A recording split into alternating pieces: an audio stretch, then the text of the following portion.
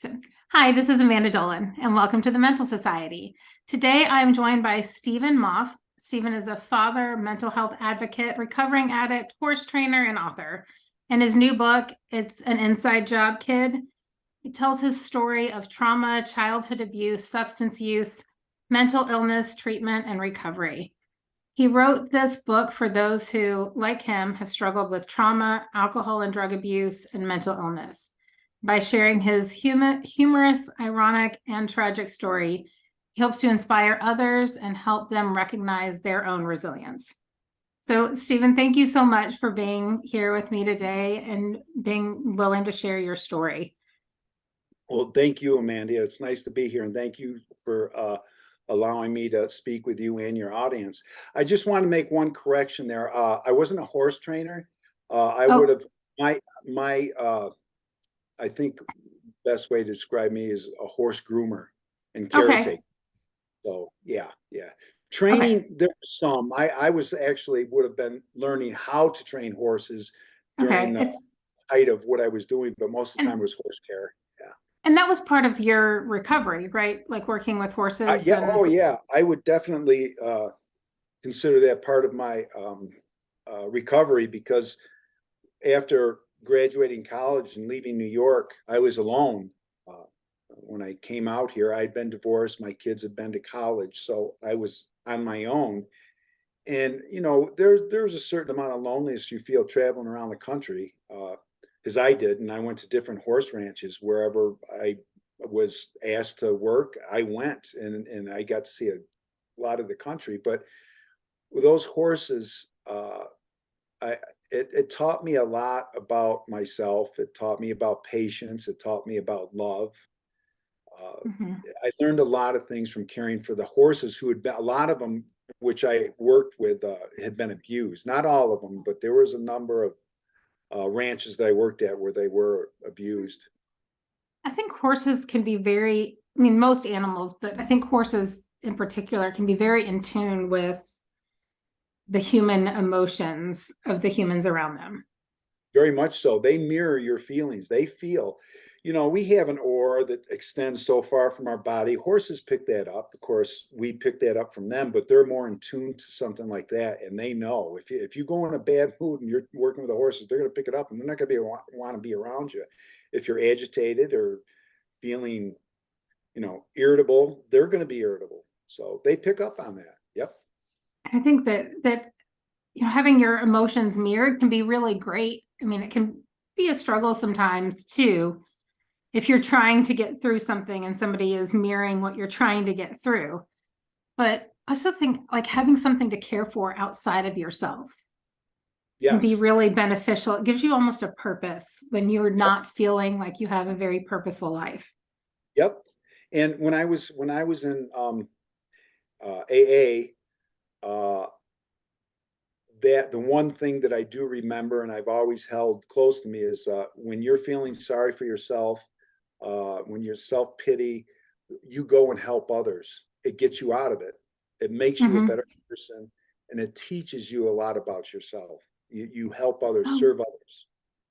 and it does, and it can be so hard, especially when you're like in the depths of that despair. Just getting out of your bed sometimes can be Yeah, yeah. tough. That's I mean there I think there's a point where if you're that far down into depression and that self-pity, it is tough to get out. I'm not gonna sugarcoat that. There's been many times when I had that self-pity, and many years before I really got clean and sober, uh, I I could not find a way out of that self-pity mode and that depression. It was feeling sorry for myself. And it lasted for days or weeks or even longer.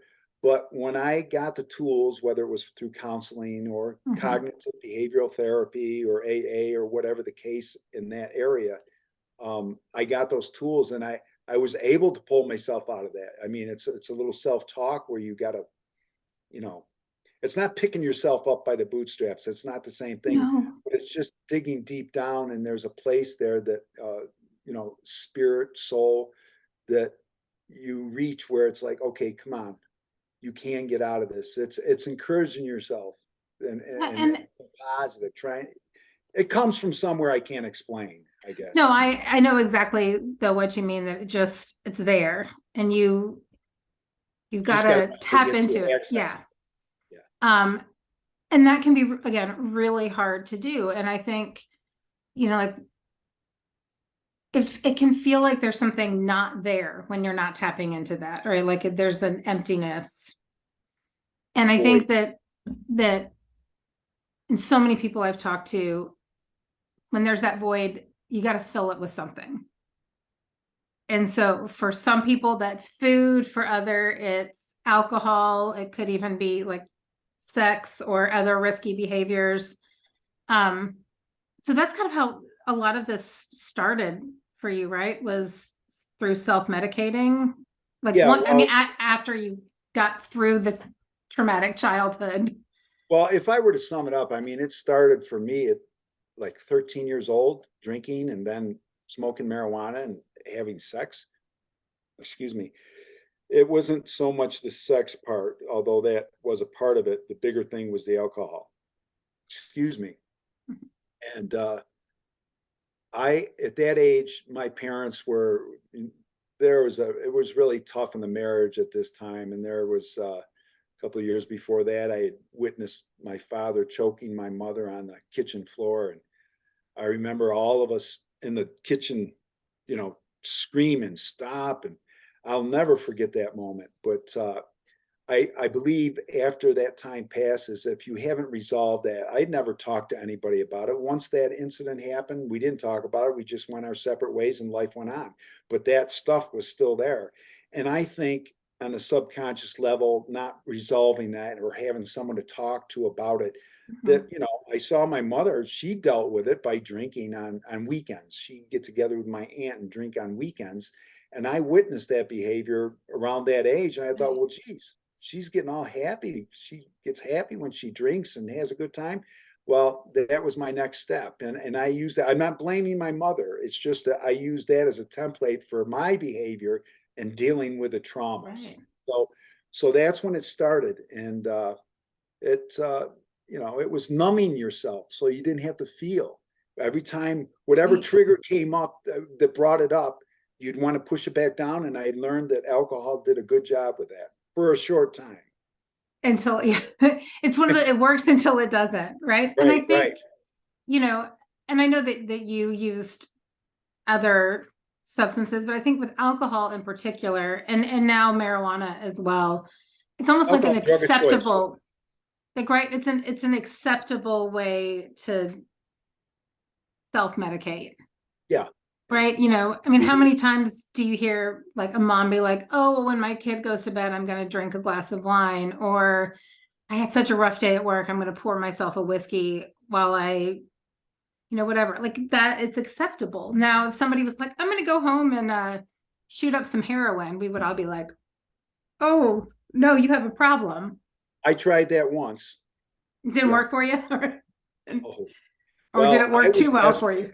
At that time, I had been separated from my wife, then wife, and I moved out. I filed for the separation because she wouldn't agree to going to marriage counseling. So I'd given her an ultimatum. I said, either we go to help us out, or I'm filing for separation. And she agreed to it. And then the day before the meeting, she backed out. So I filed for separation. And during that separation, I was in bad shape. I went full tilt out of drinking, got into cocaine, started smoking marijuana, all this at the same time, on top of my prescription medication. And I was taking Depakote, Lactamol, Vistarol, Wellbutrin. And I mean, that's just crazy. And you can't be in your right mind when you do that. And because of the pain of the separation, it took me to a dark place. And finally, somebody offered me some to try heroin, and I said, "What the hell?" I didn't care. I was at the point where I didn't want to live. And so I know that you worked for years in the correction, world, right? In jails or prisons as a corrections officer. Yeah. So I imagine then you saw a lot of the aftermath, if you will, of I'm sorry, what was drug, that? like the aftermath of drug Oh, addiction, yeah, or yeah, like what, yes. what it looks I, like on the other side. you picking up on that, Amanda, is that's important to me because after I got after I got sober, and that was 2005, I began working in I worked in an alcohol and substance rehabilitation center as a residential counselor, and then I also worked for a short time in child protective services. So when you brought that up, it reminded me of when I was doing those things, and the last part of that was working in child protective services. I saw the beginning of what it was like. I saw the middle, which would have been prison, or it could Mhm. have been the end too. The end would have been prison, but working in a rehab, seeing people struggling with trying to get through the other side, I saw from three perspectives, and it was a unique perspective for me. And you mentioned that, and I'm glad. You're the So, first one that said that well, mentioned that.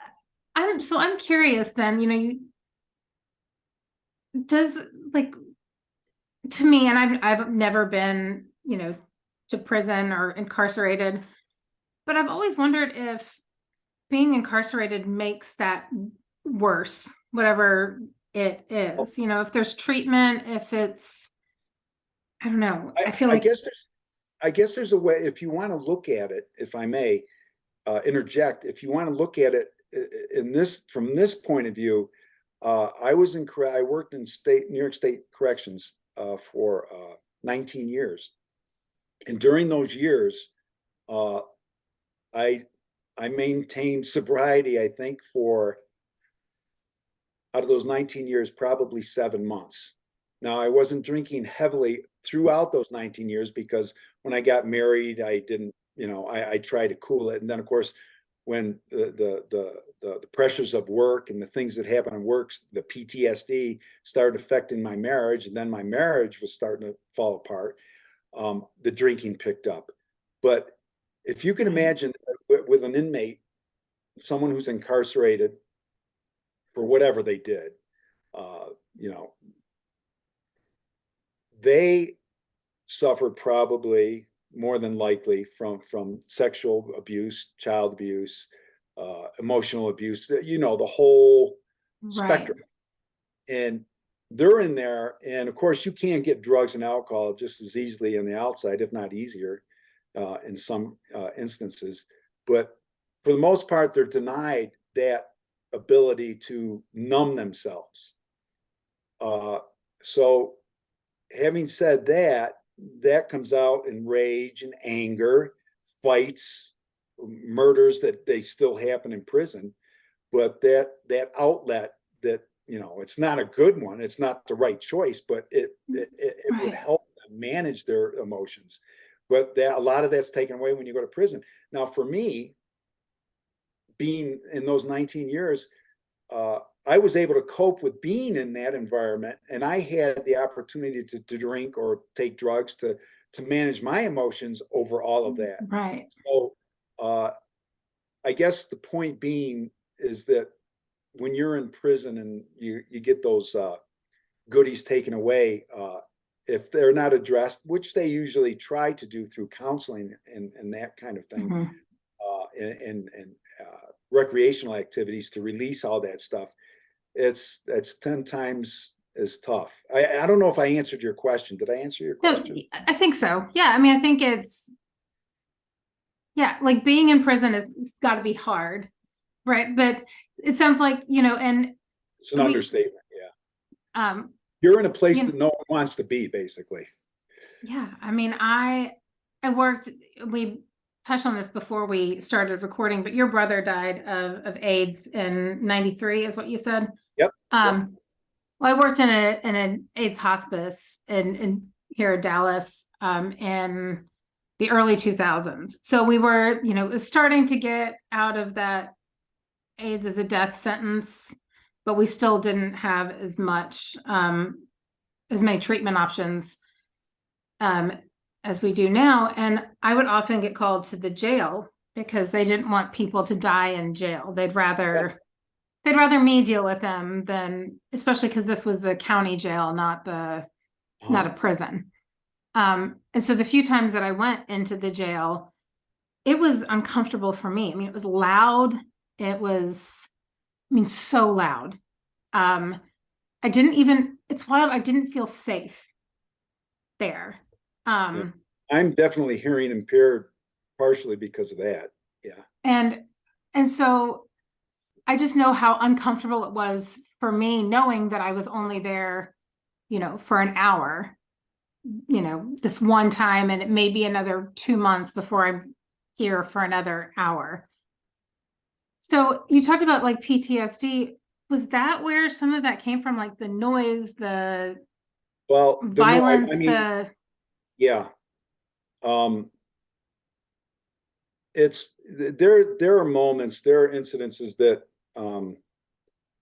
I couldn't talk about without starting to cry, because that PTSD kicks in when you relive something. It's almost as if you're actually feeling those feelings that right. you Oh understand yeah. it. I hope your listeners, if they don't, with PTSD, that post-traumatic stress syndrome, being some traumatic incident happens, and years later, if you're triggered or if you recall the memory, you actually feel those feelings again as if it's happening again, and reliving it. And so I, until I got through that with therapy, many years of therapy, I would cry telling the story. But yes, I mean, if you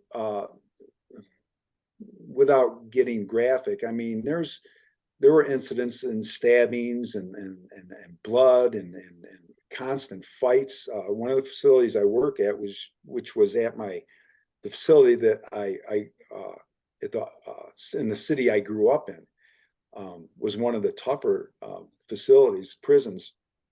And it seemed like every day, I mean, there's close to, I think, 1,800 inmates. I can't remember exactly the number, but there was a fist fight, there was a stabbing, there was a beating. I mean, it seemed like a daily thing one summer, which I guess you wouldn't say it's unusual, but it happened more often than at the other facilities I'd worked at. So it was difficult with the noise, with threats. I personally had a threat from an inmate that wrote letters to Governor Cuomo, who at the time, his office, and the NAACP, that he was going to kill me. And a supervisor pulled me aside into his office and said, "This is what's going on. We've got a problem here." And it all stemmed from a time that I'd written the inmate up, and the inmate would harass me, say he was getting to me. He was riding me pretty good, and he was getting to me. And this was after his disciplinary time, and just walking by each other, it was just nonstop. And I had lost control. I had made a choice to assault this inmate because I was scared for myself. And when I did that as a professional, I think that was about the beginning of the end. And I think I resigned from corrections less than a year after that happened, because that wasn't me. That was not me. And this kind of environment, this dynamic that you have to navigate, can be very difficult. My story shows that I had to get out of there. So, and I think it's interesting that you said you made the choice, yeah, that you acknowledged that was a choice you made. And also, it sounds like it was a choice you made out of fear, out of protecting yourself. Maybe, that wasn't I really where wanted you it. were in danger, but you wanted it to stop. You wanted to Yeah, I feel wanted safe. it to stop, and it didn't. It only got worse after that. And eventually, they had to transfer the inmate to a facility way up in upstate New York near the Canadian border. That's how serious it was. So, And that alone has to be terrifying, just well, it because was. if somebody's in prison, then clearly they know how to commit crimes. I mean, maybe not get away with them, but they commit them. Well, um, in my book, I talk about my experiences there, and there's other ones that,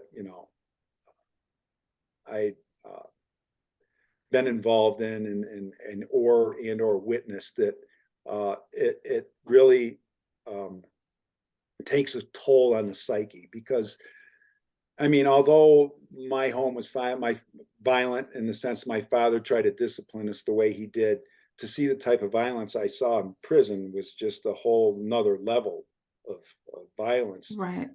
Uh, Psychologically, I can't explain or articulate how it affects each individual, but prison reform, that's I don't know what that means anymore because it's still stuff still goes on. I'm fairly Right. certain that these kinds of things still happen, and it's is the answer to incarceration or the way we incarcerate. I think it has to change. It just turns out more violent people. It engenders more behavior, whether it's drugging and drinking or whatever they do, and once they Right. get out. So I don't think I've often said that I feel like our justice system is punitive and not reformative, right? Like it's all about punishment. And I think that it's important that people are punished. I also think that we should help them with job training and to make sure that when they get out, they're not repeating well, that same right. cycle. Well, there's a lot of variables to this the answers to the questions of prisons. Right. There's stories that I didn't even include. There was a time in a facility that I worked where the grand, what do they call them in the KKK, the grand Wizard? Is it dragon wizard? or something, a grand something or other. He was a correction officer, and he was even in the newspaper. There was an article, and yeah, he was a part of it, but of course he spun his story as something else, and it's been back in the early 80s, and I thought that was ironic that even that the guy would admit that, but that it's the stuff that goes on in the prisons, whether it's racism, bigotry, it's systemic.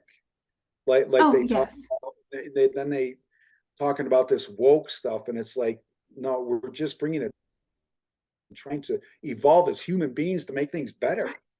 Well, and you kind of mentioned this too, like stopping the I think this may have been even when we were talking before, stopping the generational things, right? Like doing better than the generation before us. Right, breaking the cycle. Yeah. And so the way that our system is with prisons, like we're not set up to break that cycle, which is disappointing. And like you said earlier, that you kind of saw all these different places, like right from CPS to working in these treatment facilities with teenagers, all the way to incarceration. So when you're And working with these, myself being, I wasn't formally arrested, but I had a DWI myself back in the early 80s when I took this job. I got that. And so I was also in 2 rehabs. So I seen it from both sides, experienced it from both sides. Yeah. so like what would, I know that when I've talked to a lot of people and you talked about being an AA, I think community is crucial to mental wellness and healing. Oh, yeah. So what do you like? I mean, you said, oh yeah. So besides AA, what are other places that you think people can get involved to help with their own healing journey? Well, depending on what, I mean, if there's people with mental illness who don't have a drinking or drug problem, um, for those, I can only speak on from my point of view going through it, in a Right. lot of mental illness results from the use of alcohol and drugs, so I and this is an important point of the whole book, is to remember that, and for those people who are listening out there, that You're never alone. When you're in your deepest depths of depression or helplessness or feeling worthlessness, that you're not alone. Um, and we discussed this before the recording about, getting out of that hole where you can talk yourself up and, get yourself some Mhm. help. It's going to be different for each individual. But I would say, going to AA if you have a drinking problem helps. Reaching out for help if being an adult, I can speak from being an adult point of view, to go to an employee assistance program coordinator, speaking with them. Mhm. And I left a number of phone numbers in my book: SAMHSA, the drug hotline, um, uh, narcotics hotline, uh, Yeah. Narcotics Anonymous, And then, abuse, all that's in my book. But it's just picking up the phone is one way. I there are ways of doing it. Talking to a family member. Um, when, Gosh, one of the things I love right now is that, the suicide hotline number, they shortened to just 988. That's it. It's just three well, numbers. like 911, it's Yeah, it's, 988. it's 988. And the thing that I think is awesome about it is that you can text it. So you can have a Yes, text conversation with someone. And sometimes it's hard just to get on the phone or to talk. And it's, so if that's where you need to start is with a text message to someone, start there. yes, Whatever works for you. right, and I'm glad you brought that up. And I kind of um, stumbled a little on that. It's important, like you said, having a 3-digit number to make a phone call, uh, to reach out. I know, like for me, in how I was raised, it's a sign of weakness. If you ask for help, pull yourself up by the bootstraps, all that nonsense. That was how I was brought up, and my parents didn't know how to deal. My mother mostly didn't know how to deal with it. My father didn't want to have anything to do with it. He had his own issues, right? But trying to be that strong person and move through it without asking for help. I could not be here right now if I didn't ask for help. I could not be here. I would be dead. I I think one of the strongest things that many people can do is ask for help. That And takes courage. I It takes really, courage. because who wants to admit that they're so broken that they can't function? Right? No Exactly. one. I mean, we don't want to appear weak like that. And I think both of us got lucky in that, we found people that could help us and we wanted the help Right. Well, too, yeah, which I that's it. You got to want, as far as the alcohol and substance abuse, you got to want to get better. Okay. Um, yeah. you've got, but my initially when I was in AA since 1984, and I admittedly have not attended a lot of meetings in the past couple of years, but I had been in and out, and the biggest problem I had was acceptance. I couldn't accept the fact that I had a problem, because that part where I'm strong, I'm tough, you can't ask for help. If people see you're weak, that's when they pounce, that kind of Right. mentality, which is not true. I mean, that's, you know, It was, I mean, and especially being in the correction, department, right? That's what you saw was people that showed weakness were oh, the they first do get, ones. that's a good juxtaposition. Reinforced that feeling of I can't be weak, because this is what's going to happen if I show that I'm weak. Like It always took until the last time I went back to AA, it always took someone else to say, hey, you better get help, or you need help, or you're going to lose your job. and and sure, that's a great like motivation in the beginning. But if you're not ready to deal with all that like underneath stuff that we've kind of touched on, it's not going to stick because you start dealing with that hard stuff. All those emotions come back. I don't want to feel this, so I'm going to Right. That's squash it's it. it's tough to be in that position. It's a fine line where you know you need help, but you don't want to appear weak. And it's just moving past it, and just it takes the simple choice saying, I need And help. Help me. and and going like also to the person that's got the expertise or the skills, and I'm willing to do whatever I need to do to get Better. That's right. well. Nothing comes between me and my sobriety. One old timer taught me, and that was one of the. There's a number of things that I remembered, but the one was nothing. Not your girlfriend, not your wife, not your children. Nothing comes between your sobriety. Meaning, well, if you got to go to a meeting, well, I got to take my kid to the ball game. Well, you're going to miss this one. Get to the meeting if you need it. It's putting Because yourself first. It seems selfish, but it's the only way you can get better. I think that self-care, and I think that like an AA meeting can be part of self-care. I think that not taking care of yourself is selfish. Yeah, Because if you're not taking care of yourself, you can't take care of other people, right? You don't I have understand the that. Yeah, self-care trumps everything.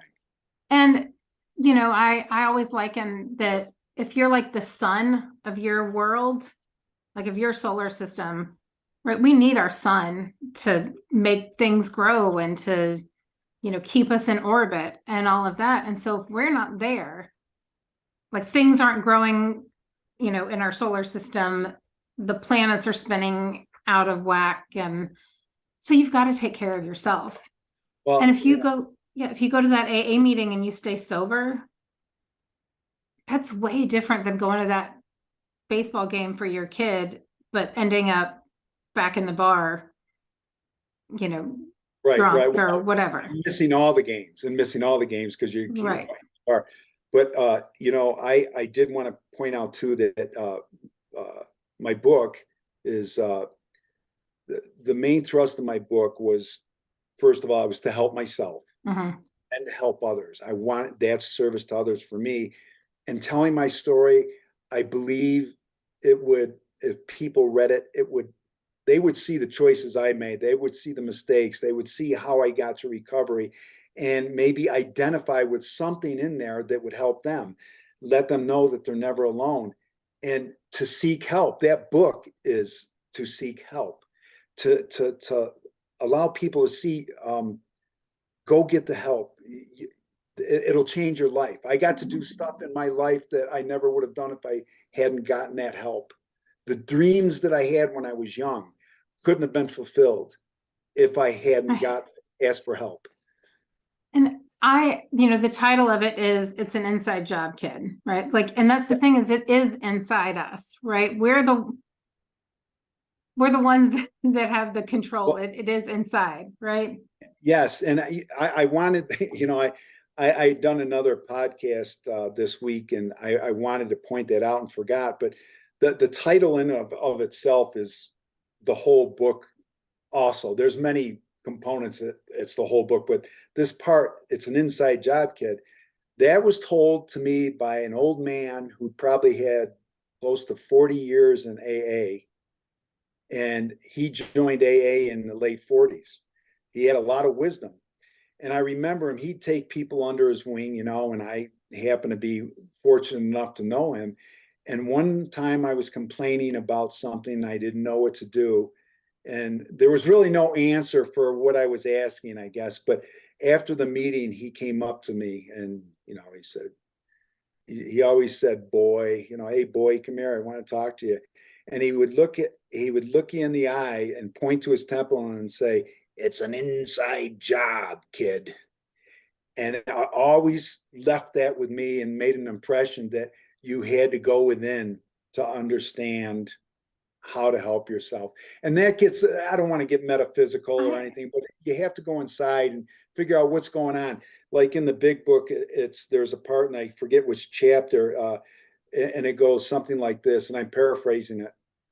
It's been a while, but drinking wasn't the cause of our problems. It was what was going on that caused the drinking that you had to address. And mhm. that was the inside job, whether the trauma, something you experienced in your childhood, whatever it was was the problem. You had to deal with it. But we as alcoholics didn't want to face that. We just would rather drink than have to face our past, basically. And I'm going to link this back to the community thing. One of the things that I think is important about the 12 steps is it's right. Step one is we. The first word of the first step is we. Right. Right. Mm-hmm. We admitted we were powerless over alcohol and our lives have become unmanageable. Mm-hmm. And I think that, we is really important. Like, it's a group thing. Like, you're not in this alone. Right, and, right. And when I had, clients in the past who struggled with the God piece, I would, I heard this from someone that trained me, but God can be a group of drunks. Well, like a group of drunks, G-O-D, right? God lives within all of us. So whatever the source, the power of the universe, whatever, as they say, whatever you want to call that power greater than yourself, runs through all of us, from every living thing, everything that exists, I believe, is connected. And whatever helps you get well, whatever that well looks like for you and what you want for your life, whatever gets you there, that's what you do. Yeah. Now, as long as it's not like, I always say, like, do whatever works for you as long as you're not harming anyone, yourself or someone else. But yeah, I mean, if going to AA works great for you, awesome, go to AA. Right. If hiking in the woods, there's many different paths to sobriety, to getting well.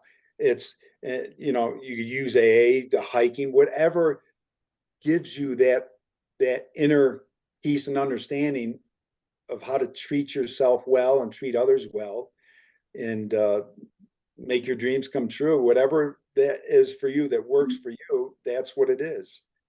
And I mean, I'm sorry, go ahead. No, you go. I was going to say, AA helped me immensely, and the people, like some of the people said, we'll love you till you learn to love yourself. And I think that's important. There's so many different platitudes and sayings that do make a difference. One day at a time, this too shall pass. They all help, whichever one you prefer. Right. And, halt, like, am I hungry, angry, lonely, tired? Halt. Yep. Pick up the phone, even if it's just to say hello. You can't say, well, I don't have a problem, why should I call? Well, if you're thinking about it, something's going on, make the phone call. And this is the thing, is sometimes that phone call isn't actually for you, it's for the other person. There you go. That's true too. That's so true. And you end up serving someone and getting out of your own head and helping someone else. And I think service, community, like, so often I'm going to bring it back to, like, our overall societal well-being is better when we are all working together and we're showing up for each other. And that can be hard because we can feel like we're all on different teams and different sides. But at the end of the day, like, we're here together. We are. And it's, all the stuff that's going on in the world today, it's heartbreaking, it's frustrating, it's scary. I'm sure there's a lot of people out there that are feeling quite lost and confused. But it is a we, well, AA is a we program, but when you think about the entire world, we're all connected. I mean, again, without getting too metaphysical, it's if we don't, it's like if we don't evolve and change and grow and go forward instead of going backwards, we're in a lot of trouble. But it's, I don't know. I don't have the answers. I don't pretend to. And I want to be of help. I wish I had the answers for people, but what we've discussed today, I just hope that there's someone or some that get something from it and go out there and help someone else. Exactly. And I think, like the title of your book, it's inside. Like, you've got to do work on the inside, but also you're not alone in that. Whether, like, here, like, there's two of us right here that I imagine, I know for myself, when people come to me, I'm right there to help them. And I'm also right there to say, you know what, I want to help you, but right now I can't, because I've got to take care of myself. but here are some resources, or here are some other Yes. people that can show up for you. If I don't have Um, the answer, I'll do my best to find one for you or find someone who can find it for you. and, Yeah. and back to that like community. And also we have to do some of it ourselves. We can't just sit back and be along for the ride. You know, in this day and age, it is tough for people to trust others. I'm seeing a lot of evidence of that. And when you keep mentioning community, and it is so important. And I think that's big for you. It sounds like it's a big thing for you in order to help, you know, Mhm. when you're talking about mental illness for one, uh, you know, it's like trusting your neighbors. I mean, we've been here for 5 years and we just, you know, it takes some time to build some Mhm. trust and reaching out and being a community. Now we're helping each other as neighbors. We're looking out for each other's house when we're away. We're pretty soon we're looking forward to playing cards with our neighbors, and they're a little older than us, but not by much. But you know, it is a we thing, and it is community, and it seems like there's some force out there, or whatever it is, that's trying to disturb that. You know, and I that don't people know. are so mistrustful. We're going backwards instead of, you know, Yeah. like what's the old song there, the Coca-Cola song they used to sing Oh, in the 70s. um, I can't uh, think of it, but it's the they one had that a. Hands Across America, right? With It's the kind of like that, but there was it was a Coca-Cola commercial that we together are, you know, whatever the song was. I forgive me, I can't remember it, but I'm gonna we're find kind it of and going in that direction. It seemed after the 60s, but now it's like we've reversed direction, you know? and and that I think can lead to more substance use, more Yeah, because people turn to that. when you don't feel connected, one, you might just go inside, right, yourself and say, I don't like this, so I'm just gonna numb it with whatever, or I'm really anxious being out with people, so I'm gonna numb it Or I don't want to before. be with other people because I don't trust them. I'm just going to stay here and drink, you know, or drug or whatever it is. Um, yeah, it's not having a good effect. And another thing I noticed is, and I don't know when this happened, but I remember in the late 70s, early 80s, they the government had restricted beer commercials and cigarette Mhm. commercials, things like that. Well, that's back again. And I kind of find it fascinating. I was watching a program. I forget which channel it was. I think it was, I don't know if it was, I don't know which channel it was, so I'm not going to try and guess. But there was a Chevys Regal commercial. There was a Miller Lite commercial, consecutive. And then they went to another commercial. It was another beer commercial. Another channel, it's they're pushing the drugs for depression and, you know, this and that, which is fine. But it's like they're just preparing people for coping skills that are not really the best ones to use. Well, and I would almost argue that they're not really coping skills. It's like it's almost just like a little band-aid. We're not gonna like treat the infection or treat the Oh yeah, whatever, yeah, right? yes. It's just like, let's slap this thing on here, but not actually like figure out how to Figure out get you well. what the problem is. And, so you got to look inside, right?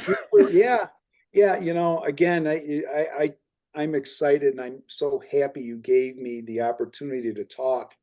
You know, after COVID, it's a lot of people have been isolated, and a lot of this stuff has picked up since then. So there are people that are feeling lonely, confused, and scared.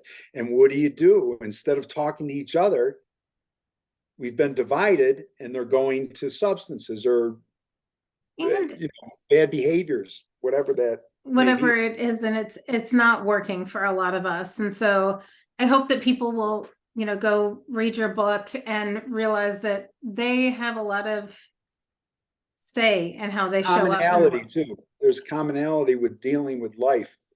Yeah, we're I not hope. alone in this. Like there's so many of us are dealing with so many of the same things that if we just join forces, that maybe we can figure out how to collectively get better and maybe even fix the system a little. Well, may change and evolve as human beings and be more understanding and kinder and respecting of people's points of view, you know. Yeah, which can be hard. Yeah. But we're all valuable. So I really do thank you so much, Steve, for joining me and sharing your story and your book and some of your thoughts. Thank you. Thank you. It's been a pleasure being on here, Amanda, and thank you for your, I'm not too experienced at doing podcasts. This is only my second one. Oh, So, well, thank you for coming on and talking with me. I yeah, think your message is powerful. well, thank you. I just hope that it helps somebody. That would mean so much. It's been close to 4 years now working on this. I try to edit it myself. Then finally, I've put a lot of money into this, which is not the point, but Oh, it means that much to me to get that message out. yes, like this podcast, I'm not making money from it, right? I've spent money on websites and microphones and Me computer too. programs, like all of that. And it's because I want people to know they're not alone and to know there's help and to know that, And that they're it gets resilient better. and they're resilient. Yes. We have the resilience it takes to move through whatever we're going through. They say, if you're going through hell, keep on going to get out the other side. Which can feel like it's really long and hard to Yeah. get to that other side. And what Yeah. I'll tell you, and I think you would tell people the same thing, is it's worth it. It is worth it. It is. I mean, Um, there's moments when you just don't want to go on, but I'm here to tell you, go beyond, get through it. You will get through it. And it'll be worth every moment. It will be worth it. It is worth it. It is yeah. worth it. And whoever you are, you are worth it. Like you are valuable and the world needs you. Yes, and So don't be afraid to ask for help. Do it. If you have children, the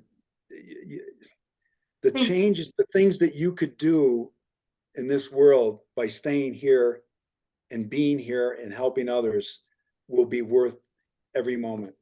yes, I don't know and how else you could emphasize it. no, and so, Life is Stu, worth it. It is. yeah, thank you. And you can find Steve's book on Amazon, and I'm going to put a link in the show notes so that you Yes, can it's on find that. Audible too. Oh, so you can listen to it as well, which is Yes. fantastic. And really would encourage you to read or listen to his story because it's If there's powerful. other books that appeal to you out there that are, uh, um, whether it's self-help or whatever the case, do it. Go for it. Do it. Yeah, just read, educate yourself. So Yes. Yeah. thanks, Steve, so much for Thank joining me. you. And Thank you. so with that, we have reached the end of today's episode. Thank you so much for listening and learning more about how mental health and society meet. Now go out and open a conversation and discover how mental health is experienced in your world. You can find more episodes of the Mental Society in all of your favorite places to find podcasts. You can also find us on YouTube. And please be sure to subscribe so you don't miss out on anything. There are also a whole lot of other resources and articles on our website, thementalsociety.com. In the show notes, I'm going to link some of the additional things that Steve mentioned as well. And remember that you're not alone in your struggles, that hope and help are all around you. And until next time, this is Amanda Dolan, wishing you good health, mental and otherwise.